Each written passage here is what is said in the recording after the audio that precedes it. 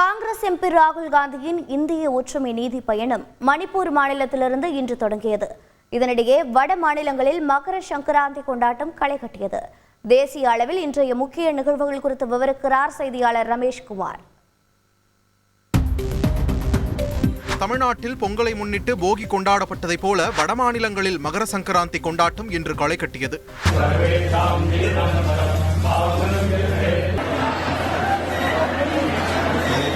இதனையொட்டி பிரதமர் நரேந்திர மோடி தனது இல்லத்தில் கால்நடைகளுக்கு உணவளித்தார்.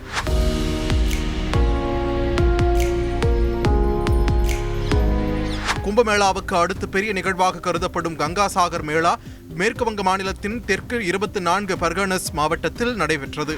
இதில் ஏராளமான பக்தர்கள் கலந்து கொண்டு புனித நீராடினர்.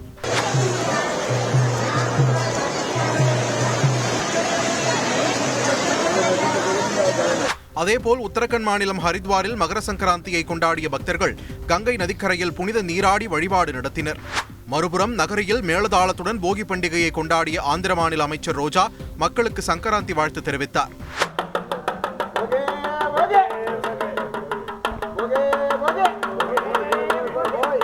இதேபோல் ஆந்திர மாநிலம் பல்நாடு மாவட்டத்தில் நடைபெற்ற போகி கொண்டாட்டத்தில் அம்மாநில நீர்வளத்துறை அமைச்சர் அம்பதி ராம்பாபு உற்சாகமாக நடனமாடினார். இதனிடையே மாலத்தீவில் உள்ள இந்திய ராணுவத்தினரை வரும் மார்ச் 15ஆம் தேதிக்குள் இந்தியா திரும்பப் பெற வேண்டும் என அந்நாட்டு அதிபர் முகமது முய்சு திட்டவட்டமாக தெரிவித்துள்ளார். இந்நிலையில் பாரத் ஜோடோ யாத்திரையின் 2ஆம் கட்டமாக பாரத் நியாய் யாத்திரையை மணிப்பூரின் தௌபாலில் இருந்து காங்கிரஸ் எம்பி ராகுல் காந்தி இன்று தொடங்கினார்.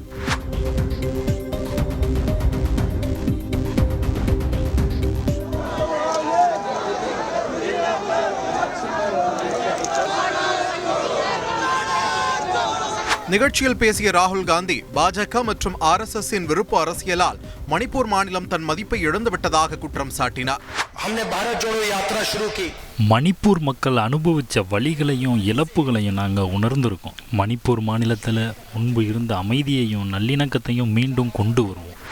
இந்த நடைப்பயணமானது 67 நாட்களில் 15 மாநிலங்களில் உள்ள 110 மாவட்டங்கள் வழியாக 6713 கிலோமீட்டர் தொலைவை கடந்து மும்பையில் வரும் மார்ச் 20ஆம் தேதி நிறைவடைகிறது.